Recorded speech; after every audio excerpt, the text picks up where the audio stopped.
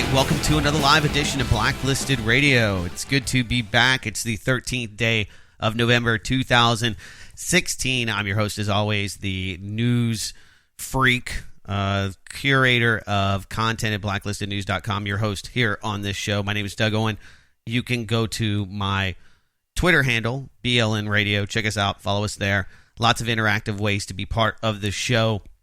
There's just so much to get into. And the world has to cope now with being wrong. Everybody was wrong. I was wrong. The mainstream media was wrong. The pollsters were wrong. Nate Silver was wrong. The analytics, all of the supercomputing, all of the different polls, the Scholastic children's polls. I mean, unprecedentedly, everybody that thought Donald Trump would not be president of the United States of America, or at least president-elect, until January 20th, when he is inaugurated, when he is given the keys to the mothership known as the United States of America. The world has definitely changed for the better in some ways. I think we're going to talk about that.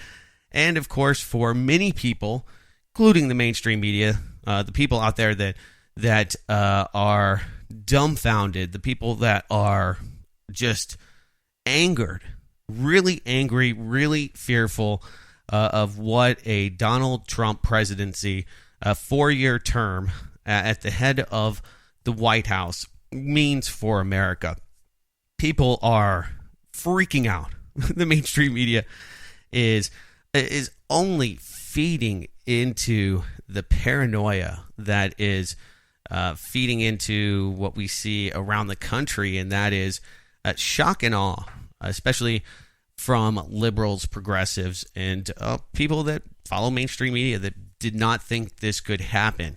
So, of course, we're going to talk about the 2016 President-elect Donald Trump, what that means for America, why that means that we're going to have to do this show for at least another 4 years. Things just continue to get more and more interesting. For me personally, I have to say, the world it's a lot different than I thought it would look like just a few days ago. So I really didn't believe that Hillary Clinton would not be president of the United States for many reasons. Probably some of you did not believe that the machine, the mainstream media, the Hollywood elites, the Democratic and Republican parties, all working in tandem to push down one man, to make him unelectable in the eyes of the American people, could fail. That the voting machines somehow would not select Hillary Clinton for president of the United States. Of course, not who votes that counts, but who counts the votes that really matters when it comes to, elections. Nonetheless, Donald Trump is the president-elect of the United States. So we talked about this already. Who lost? The biased media, pollsters, pundits, political parties, warmongers, the corporatocracy, pay-to-play grifters, Saudi Arabia, others that are probably thinking about a refund from Hillary Clinton right about now. And let's not to mention the neoliberals have all lost. So I think it's important to really look at this. First off, nobody really won the 2016 presidential election. It was an undoubtable landslide. 25.6% of eligible voters voted for Hillary Clinton.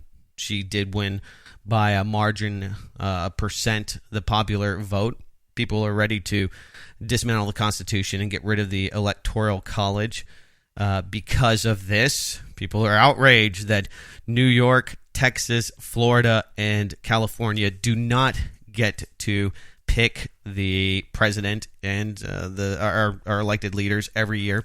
So Donald Trump got 25.5% of the popular vote, and for a whopping 47% of Americans who voted for nobody, congratulations to all of you out there who did not vote, who did not participate in this system. Obviously, there's a lot of people that are of kind of my mindset that, well, there's really no decent choice. There's nothing that I see that really represents me when it comes to this political cycle, and so thus I will not vote for either. Third parties, Gary Johnson pulled a few million. Jill Stein, not as much, but pulled some votes.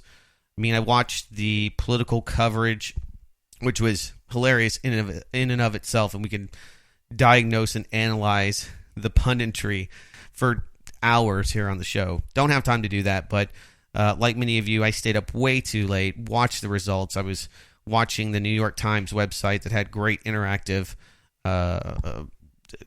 maps and could do county-by-county breakdowns. And when I saw that the Trump likeliness to win was at 95.5%, it really hit me that there was this huge rejection of Hillary Clinton, crushing her. I mean, she had a glass ceiling that she was going to break. She had a huge party ready to announce her selection as the president-elect, the nominee for president of the United States of America. Did not happen. Obviously, she was crushed. She did not address her supporter. She did not talk till the next morning. The mainstream media probably spent, I noticed, hours and hours on whether or not President Trump would concede. If he was to lose the election, would he concede? Nobody thought about Hillary Clinton conceding and what that speech may have sounded like. So we have a national mourning, and of course we have people out in the streets. First, there was a national mourning. We had exams for students traumatized over Trump's win at the University of Michigan, Columbia, all across. Yale professors canceled students' election or canceled exams due to the election results. I mean, on and on and on. Safe spaces where kids can play with Play-Doh and draw. And we're talking about adults here. We're not talking about 7-year-olds. Oh, that was another just overwhelming thought and critique was, people having to talk to their children about what a Donald Trump presidency really means. If we're going back to 1942, Germany 1942, the rise of Hitler, who won? The xenophobes, the racists, the uneducated, the white and angered people that made this happen. People are looking for answers, and they're just so distraught and cannot believe what this really means. And of course, most of these memes, these ideas have been perpetrated on these people. I mean, there's been psychological conditioning. I mean, trauma-based mind control, literally, on so many of the people watching the media that are just flabbergasted and think that Donald Trump, like him or hate him, is the second coming of Hitler. He is Mussolini, chants of fascist. Well, of course, I take a much more critical, analytical approach to looking at who is king of America. Luckily enough, we don't have a king. When there is a threat of Donald Trump, you'll start hearing liberals talking about constitutional rights once again. People looking to the Constitution to save them from Donald Trump and what he means to America. St. Mary's, a lot of other colleges across the nation have had to deal with this crisis of mourning. I mean, you would think that somebody was assassinated, and if you go to Twitter, there's a lot of people that do want to assassinate Donald Trump. We now have a no-fly zone over Trump Tower. People have been taken to the streets, potentially hundreds of thousands. Of course, there was a shooting that happened when we saw protests this week in Portland, Oregon, Austin, Texas, hotbed for people protesting Donald Trump's presidency. It's amazing when you actually ask the people why they're protesting. It's because they believe that he's a bigoted Trump. He's a bigoted xenophobe and wants to round up all of the Mexican people in this country somehow and to deport them. Of course, he's talked strong about the illegal immigrant issue, which is near and dear to many people's hearts when they look at the economy and they look at the vanishing jobs.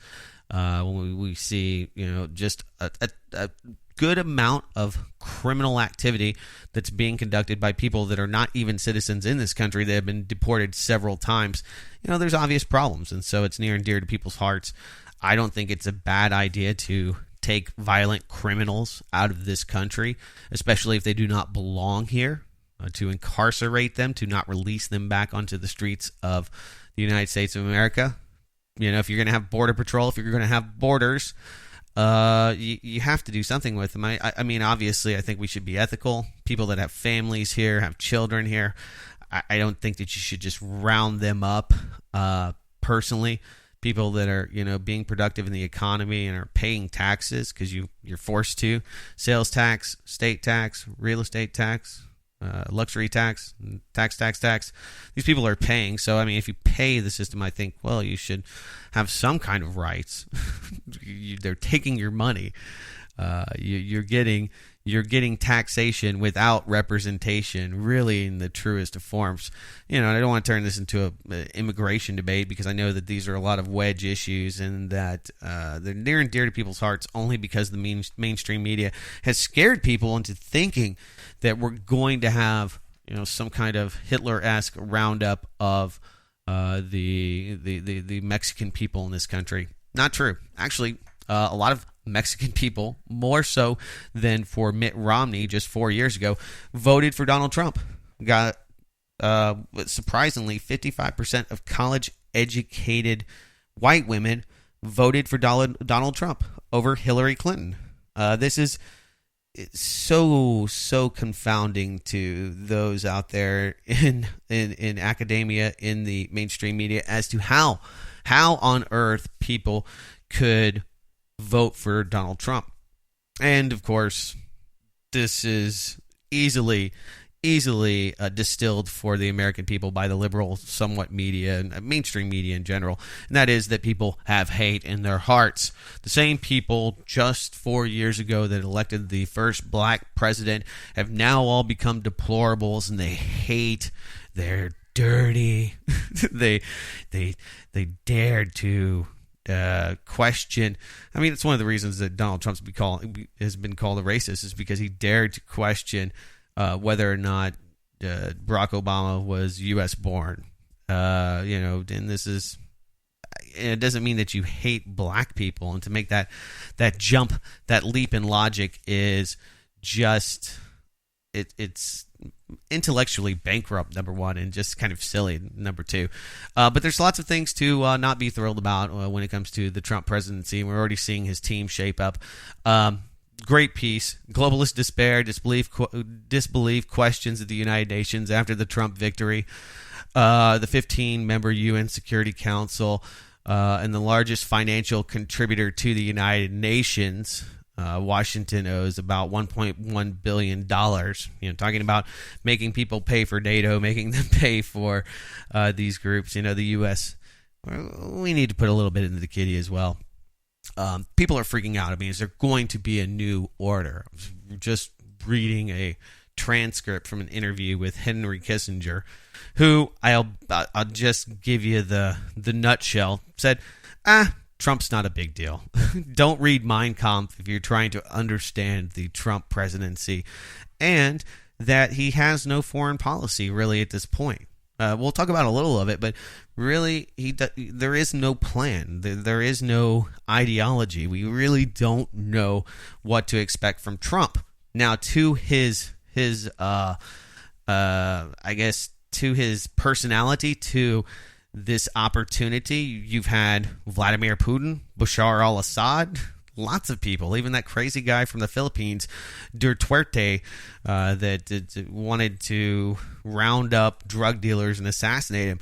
I mean, people are coming out of the woodwork saying, hey, this is something different. Maybe you guys are not going to have Victoria Nuland. Let's talk. Now, opening dialogue, creating maybe some new kind of accord with Russia, that seems like a great idea. And it's something that I don't think that Hillary Clinton, with all of her policy experience, could have ever done. Now, before we get all into that, one of the things I was doing was watching a lot of alternative media, and I wasn't aware that Alex Jones and a lot of the people in the alternative media are completely in bed and huge supporters, proponents of Donald Trump. One of the things I've been very careful to do is not make my bed with people that I don't know, other strange bedfellows like Donald Trump. I don't endorse candidates. And, when you listen to Donald Trump talk, I mean, obviously, nationalism is at the forefront. Globalism and that neoliberal agenda is what he is countering. Although, when you talk about globalists, when you talk about the political elite, when you talk about the system of control, multinational corporations, all these terms are buzzwords for anti-Semitism.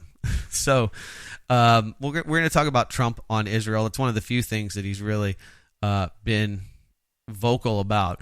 A new poll shows Americans think the media is a much greater threat to the election than Russian hackers. People are dissecting. They believe that it's actually the mainstream media correctly, rather than Vladimir Putin, the Russians, WikiLeaks, and the rest that have usurped our, power in this country. I mean, the Russians attacking the election system. I mean, having a little insight into the business plans of Hillary Clinton as opposed to Donald Trump. Did that sway the people? Did her, grifting and taking money from Saudi Arabia and other non-progressive countries? I mean, that's one of the biggest contradictions or, engagements of cognitive dissonance that you'll find from people on the left that are out there protesting, is that somehow she was pro-women's rights while taking money from Saudi Arabia, while helping fund and profit from the funding of a genocidal war crimes that are being committed at least by Saudi Arabia, probably by the United States, in our support and our allowance of the just horrendous things that are happening in Yemen, which are not being talked about. But, Donald Trump reaching out, being able to put America first and to not push ourselves into a war with Vladimir Putin. It serves no interest. And one of the things that the Kagans, Victoria Nuland, the other, people that are freaking out at the Brookings Institute have really pushed is this hard line to make America great again in their minds. I mean, really, they personify that slogan, is having a strong military presence, and by countering and encircling Russia as a way to have a global hegemon to allow for international commerce and, ultimately what we would consider to be the New World Order. Now, that is dangerous, and really it's a flawed plan, because people are starting, not just other world powers, but people even in this country are rejecting that kind of control. This was a huge rejection. The Trump win was a huge rejection of the powers that be, the elites, the media, the two-party system that we have today. Now, what Trump is or becomes, nobody can really say, but we're already getting a little bit of insight. If you didn't see some of the other hocus pocus in the media, great piece by CNN where Don Lemon himself I think just to save face, admits that they are using their own cameraman as a fake protester to talk about what the protesters are feeling and why he hates Donald Trump.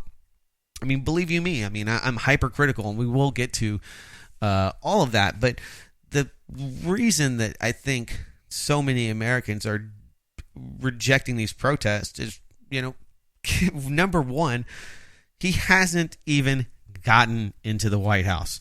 I mean, how can you be so upset about somebody who hasn't done anything? But these are the same people that thought it was perfectly acceptable to give Obama the Nobel Peace Prize before he had even served as president of the United States of America. Here's your ribbon. You became peaceful. We're happy. So you're basing your whole impression on presidents, I guess, in both cases, on things that they said. Obama said a lot of great things about peace and closing Guantanamo Bay and all of that. And Donald Trump said a lot of things that probably scare people. Talking about building a border, rethinking NAFTA, re-engaging, destroying the Trans-Pacific Partnership, something that's already happened. I mean, there's already been a lot of things that have happened, and he hasn't even, gotten to office. TPP is dead on arrival, finito. So that's a huge win for everyone. You also have NAFTA, Mexico and Canada now saying, hey, look, we're ready to come to the table. That was one of the great things I think about this week, was watching all the people eating crow, all of these world leaders that, equated Trump to a misogynist, to Satan in some cases, are now congratulating him. Hey, we still want your money, America. We still love you. Just kidding about all those Donald Trump memes. Oh, precious memes. It's a great time to be on the internet. All of the political memes that are coming out of this election are priceless. I'm sure they'd be priceless if Hillary Clinton was the president-elect. But it's really funny to listen to all of these people that, number one, said that they would move out of the country. Amy Schumer, I'm looking at you. Joy Behar, Whoopi Goldberg, all of you looking at The View. Where are you guys? Is going to be The View in Canada? Don't think so. Rosie O'Donnell. People are being pretty mean to them, bullying them on Twitter. Get out of there. You suck. You suck, Amy Schumer. All of that. When you say things, and you're in the public light, people are going to, try to hold you to them. And, it just shows you how all in these people were for Hillary Clinton. And I guess like a lot of you, maybe I would say the majority of you listening are probably Donald Trump supporters, or at least like the idea of trying to drain the swamp that's Washington, D.C. So whether or not that happens, that's yet to be seen. All of the hype. Remember, there was a prepping for a false flag cyber attack by Russia. The U.S. said that it was ready to take down the Russian electrical grid if they tried to hack the election. And then, of course, Al-Qaeda was going to attack on Monday and or Tuesday. All of that hype just to bring that fear element to the election. Absolutely brilliant from the people there writing the script. So we had all of this intelligence warning, all of these assets of the mainstream media coming out. We also had Madeleine Albright, who compared Russian media to ISIS propaganda. And that's one of the things I think that the alternative media and people in general can feel a little bit more secure in, and that is that you're not going to have the information czars coming after you for free speech or anti-Hillary speech any longer. But anyway, this is part of the demonization campaign. Of course, she said that there was a special place in hell for all of you ladies that didn't vote for Hillary Clinton. If you didn't vote with your vagina, you are a bad woman. Women have to vote for Hillary Clinton. And now I've seen a lot of just shaming, the vote shaming that has occurred. Of course, not to mention the people that are being allegedly beat up and mugged and kicked. It's primarily white people for voting for Trump. Why would anybody not want to tell a pollster or an exit poller that you voted for Donald Trump? I mean, it was completely... I think people were fearful. The mainstream media was telling them that there's people out there that are going to get you and they're going to mess you up and they should hate you. And there's people out there that respond to, people that vote for Trump. I should hate them. I should go after them. So anyway, let's talk about the team. President-elect Donald Trump, and then we'll get to your phone calls. I know a lot of you want to chime in. We have just a few moments here, so we'll open up the lines, 800-313-9443. You can also give me your voicemails, 512-222-3067. We have Priebus, who is now going to be Trump's chief of staff. He is the Republican National Committee chairman, Reince Priebus. He is taking over for Chris Christie, the embattled, or as I like to call him.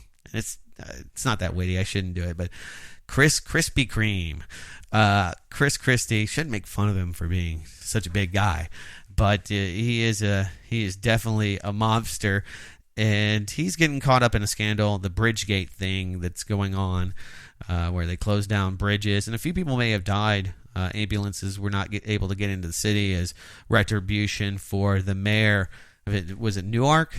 It doesn't matter. Somewhere in New Jersey, they shut down a gate, a bridge, and it's called Bridgegate. And he may actually face some charges, although there's already been a lot of people that have gone down underneath him. It's kind of a local interest story to people in New Jersey. I've never been a huge fan of Chris Christie. In the first place. How can you trust a man that doesn't even, support the Jets when he lives in New Jersey? He supports the Dallas Cowboys. I mean, you're a traitor. I know it's America's team, but you shouldn't. I mean, those kind of little things I find to be, character flaws. And so I definitely, make a point about that. Anyway, so you have Chris Christie. He may be the Commerce Secretary. He knows how to get things done. You have, a creme de la creme of criminals. Rudy Giuliani, 9/11 criminals, neocons, bankers, and the like that are in the running. John Bolton, who's a Republican career insider, served several roles in the Bush White Houses, including most recently as the UN ambassador, which always seemed odd. You have this raging neocon hanging out. I mean, he just seemed like the wrong guy at the United Nations, and that might have made him the right guy because they definitely didn't ask for a lot of money because John Bolton's just so brash and mean. Anyway, he's a neocon, big time, and he goes right along with Stephen Hadley, who was Bush Jr.'s deputy of national security. He was a national security advisor, served as a conduit for the ridiculously fake yellow uranium forgeries. Remember Yellow Cake? He was there for the weapons of mass destruction. He's that guy. He helped out and developed that whole game plan to go into Iraq. So you have him, Reince Priebus. Nothing says anti-establishment party outsider like the current chairman of the RNC. Reince Priebus is under consideration for his chief of staff, Rudy Giuliani, unconvicted 9/11 criminal who illegally cleared the 9/11 crime scene and who failed to pass on the prior warning that he received about the tower's destruction, on and on. So, when it comes to, I think a lot of you, there was a fork in the road when good old Ron Paul, when his campaign came to an end, and a lot of people got into the party politics and became more of a vigilante for justice, really a crusader for the Ron Paul party. And when that fell apart, it became very, very hard for those people to accept some of the realities of the Republican Party and how that process is skewed. I mean, I'm sure it's very hard for a lot of people in the Democratic Party to get that. Anyway, guys, we're going to take a quick break. I see that I'm way past, and we'll be back on the other side. Sorry about that, Ken. I had the audio channel muted. RB. All right, welcome back. It's always easier when you do the show with the feed in the back of the studio here to let me know when the commercials are coming. So, yeah, that's one of the ways we pay the bills here. And the brick and mortar, Ken there behind the glass, doing the work, taking your phone calls at 800-313-9443. Do want to hear from you. We're going to cover a little bit more of the latest from Trump, his policies, trying to get to what that really means, and looking at some of the other events, people being bussed in, professional provocateurs and protesters. That is really interesting. I briefly started to mention the fact that the most of the protesters are not going to get a lot of attention from people like me if you don't have American flags, if you're carrying communist flags, if you're carrying Mexican flags. Nothing against you carrying a Mexican flag. I believe that you have every right to here in the United States of America. I believe that you can burn flags. I think it's highly disrespectful and it sends a message, but it doesn't send a good message, usually, that you hate this country, whatever it may be, or the people. I mean, it's just vague, directed anger at the machine. But you can burn a flag. But you can't expect people that voted for Hillary Clinton and or Donald Trump to, especially people that voted for Donald Trump and Donald Trump himself, to take you seriously and care about your plight and your thoughts if you have, a communist flag. I mean, what does that say? You thought that Hillary Clinton was a communist? I mean, that's maybe true, but not so much. Anyway, so some of the people that are already lining up to be part of the Donald Trump transition team. One guy that I'm sure most of you are familiar with, Peter Thiel. He was a 2016 Bilderberg attendee. Bilderberger. And he was the co-founder of PayPal. I mean, he's definitely an insider. Huge in the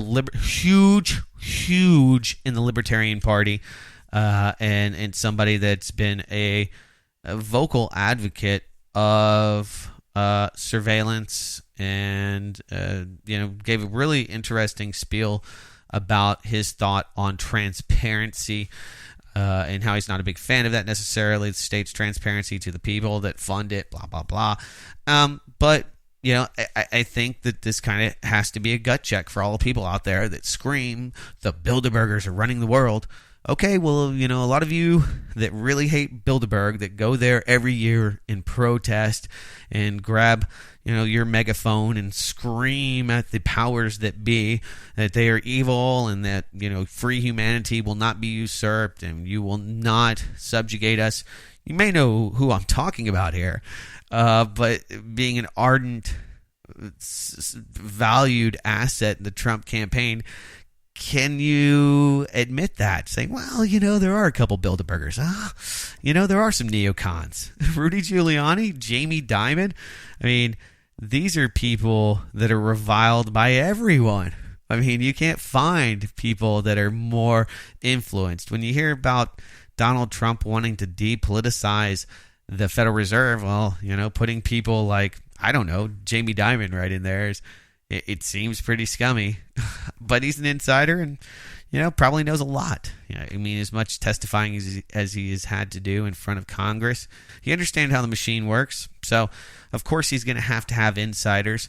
And I'm not flawing Donald Trump for that. Newt Gingrich, interesting choice. He wants a new House committee on un-American activities. We'll get to that. We'll talk about Newt Gingrich, who is an insider, who has been to the Bohemian Grove, who did talk about the inability for Donald Trump to become president because he was an outsider and he was uninitiated, that he had not gone through the process, the political process, that he was not a member of the Bohemian Grove, that he was not a member of secret societies, just like almost everybody else is. Through that process, that is how they become part of the political elite. That Donald Trump was an outsider in that sense, but he is not, and he has now found his way into the Trump campaign. Interesting. So we'll talk more about that. Kurt Nimmo has an exclusive at blacklistednews.com. But first, we go to Ohio, where Eddie's vote might have been one of the few that actually mattered in this election. Eddie, welcome to Blacklisted Radio. Hey, how's it going? Wonderful, sir.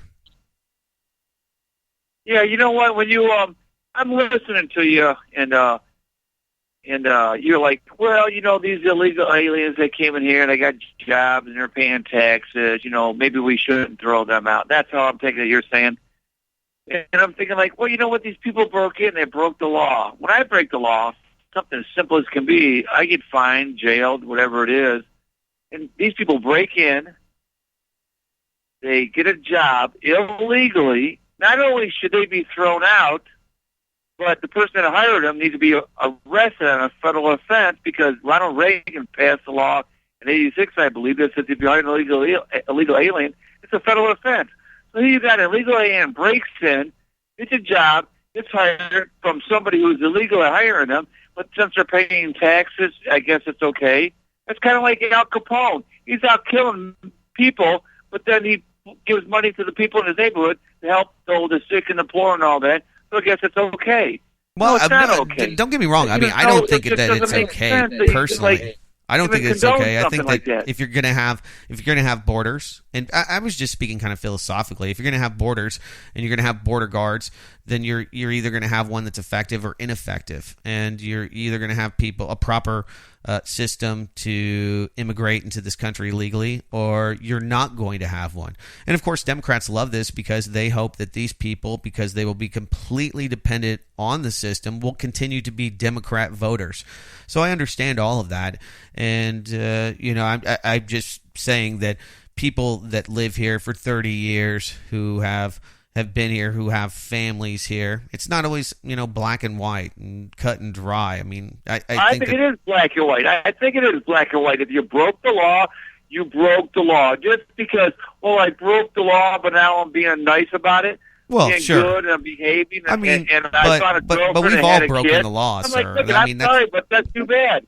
No, I know. understand. When I break the law, I get a fine and I go to jail or whatever it is, or take my driver's license away. I hear you, Eddie. I appreciate your phone call, and I understand. I completely understand where you're coming from, and I just think that if you break the law, okay, let's say you get caught smoking marijuana. I don't think that the government should be able to take your home from you. I don't think that they should be able to take your children's college fund.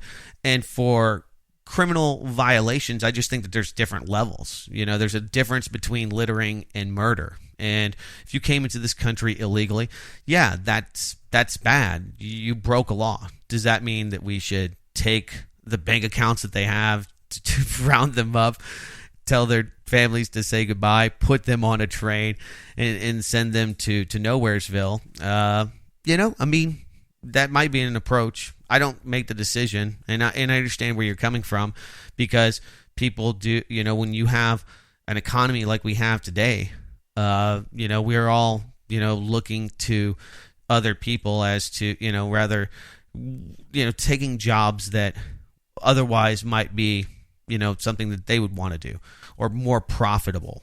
And there is a lot to that. So I'm not a proponent of illegal immigration. And don't get me wrong. I think that there's a huge economic impact, and that's why people are passionate about it. And that's why Donald Trump became president of the United States of America, or at least the president-elect. We still have till January 20th. All right. So thanks, Eddie. I totally hear you. Chris is somewhere near Las Vegas. What's up, Chris? Well, good evening. Good evening, sir. How are you? Very well. Since you were speaking about putting the fox in charge of the hen house and Jamie Dimon, I find great controversy with that consideration, and that Jamie Dimon makes John G. Stump of Wells Fargo look like a piker. He is stealing more homes in America. Yeah. Under the guise of debt collection on debts that they acquired for absolutely zero net on their alleged purchase of WAMU bank interest Right. from the FDIC, which was not the original lender, making them a third-party debt collector on every loan they purchased from WAMU. Right.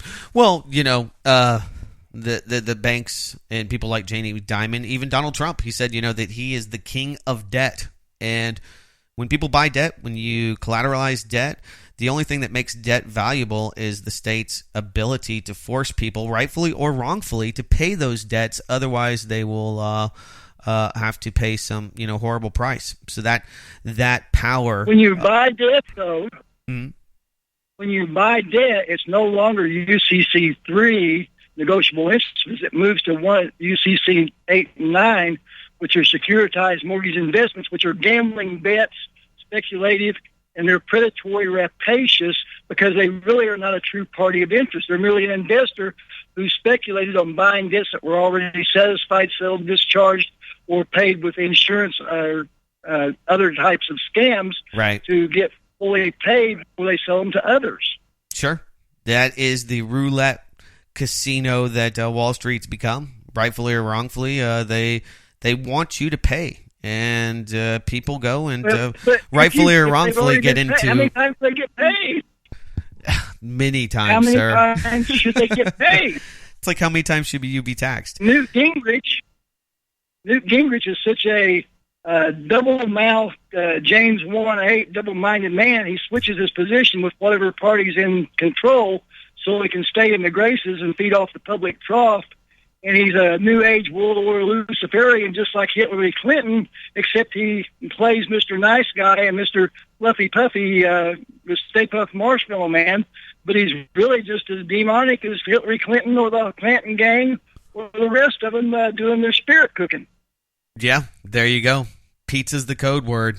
I hear you. Yeah, I appreciate the call, and that's why I think that Donald Trump is potentially more dangerous than Hillary Clinton, because you know what you were getting with Hillary Clinton, and you don't know what you're getting with Donald Trump. But people are blindly supportive, people that were very highly critical. I think that's one of the things that you're going to see now is that people that were completely pacified, especially liberals and progressives, Democrats, that were pacified of the horrible war doctrine and the power consolidation into the executive branch that happened under George W. Bush, the millions of children that died in Iraq, the racket that the military-industrial complex and the Bush White House engaged in this terror war that now, we're seeing the fruits of it today,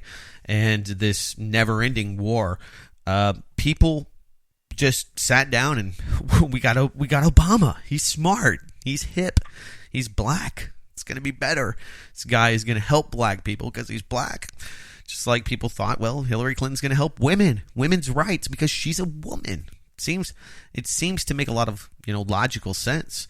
But if you don't, go ahead. If you don't mind, I have observed that Donald Trump, I thought, was really just a psyops, false choice of an alternative, kind of like Obama. He was probably promising to make America great again instead of hope and change, was about the only difference in the rhetoric. Sure. That's why people voted for him. They wanted change. They didn't want politics as usual, and it was really hard for a lot of people of color in the Mexican American community to support Hillary Clinton. If you look at what she did through, well, especially her husband, through drug war policies that were primarily aimed at African American people, they filled up private prisons. They profited from the drug war, the war on drugs, something that she continued to promise banks that she would expand under her reign. Donald Trump, we don't know. I absolutely don't know. But I appreciate the call. Child sex trafficking. Yeah. Thank you. Thank you, Chris. Appreciate the call. 800-313-9443 if you'd like to be part of the show. If you have thoughts. Obviously, Chris thinks that or Eddie rather, that I'm covering for these illegal immigrants, and that I don't see the problems, the ramifications for it. And I just think that somebody's been here for 20 years, rather than putting them on a train and busing them home, if they've never committed a crime, if they're property owners now, do they have a driver's license, blah blah blah blah blah. Maybe you say, hey, look, you've been here forever, and you go through this process. If you haven't killed anybody, if you haven't committed any infractions, if you've been a pretty loyal citizen, that you swear an allegiance and oath to the United States of America, and you come down here and fill out and take a test, then maybe you can stay. I think that that's more logical and seems more reasonable than just rounding up people, because when you just start rounding people up and putting them on the trains, that's when it really, really looks scary. That's when it looks like martial law. That's when you have this autocratic system that is under one man that has way too much control. And then you really do kind of have that. Where people are just stripped of their citizenship or quasi-citizenship. Like Newt Gingrich here. He has the new Committee on Un-American Activities. What could that include? Now, if you're Donald Trump-ish and maybe on the right, then you seem American. If you have maybe communist leanings and things like that, and you question, maybe you're an anarchist, or an anarcho-capitalist, and question the state itself. Is that okay? Is that okay to do? Is that being un-American? That sets a really scary precedent. I'm looking at the phone board here, and I think that we may actually have another call. Is Jake in Washington on the line? Do we have him? Maybe not. Okay, so anyway, we got him. We got him. You got him? Okay, go ahead. Jake, you're live. Go ahead. He's gone. Oh, okay. Thanks. All right. There we go. That's the fun of doing live radio with callers sometimes. They're there, they're not there. You got a point? Yeah, but we try to get to you as fast as possible. So, yeah, this week he talked about during the 1938-1939 years of going after the Nazis that the U.S. originally created the House of Un-American Activities Committee. Trump said during his campaign that he wants to ban Muslims from unspecified countries from entering the United States. Racist, xenophobic. We'll talk more about that on the other side. Taking your phone calls, 800-313-9443. It's Blacklisted Radio.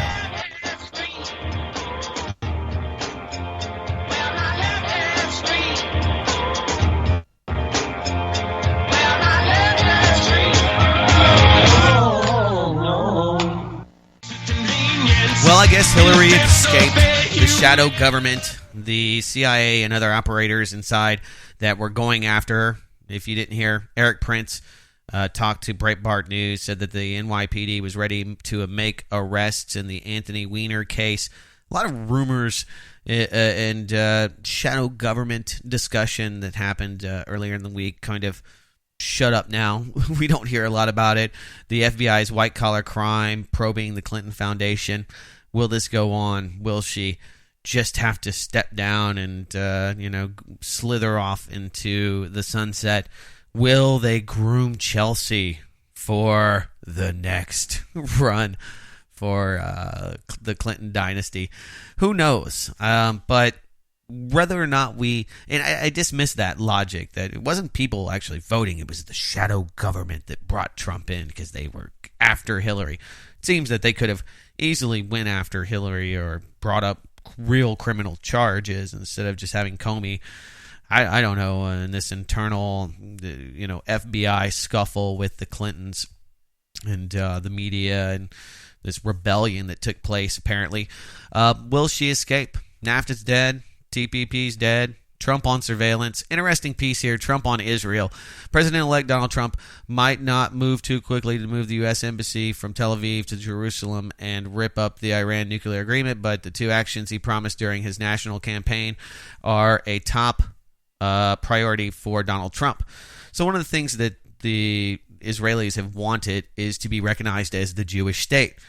Interestingly enough, they said that, the media, that is, that Donald Trump's very racist and hates the Jews. Well, this is pretty racist to have a state, a theocracy that really minimalizes secular, non-secular, Jewish, non-Jewish, Muslim, Palestinian people, and saying that you have this country that is for this specific race. I mean, it seems pretty racist to me, but you're not going to see his critics talk about this. It's too dangerous a topic. It's one of the few things that separates the mainstream media from, being able to talk about this, is that there is that systemic control in the media. So this seems kind of racist to me. Just food for thought. But if you don't think that Trump is a friend of Israel, you should look at some of his top advisors. Maybe possibly bringing in the architect of Bush's torture program to run the CIA, Jose Rodriguez.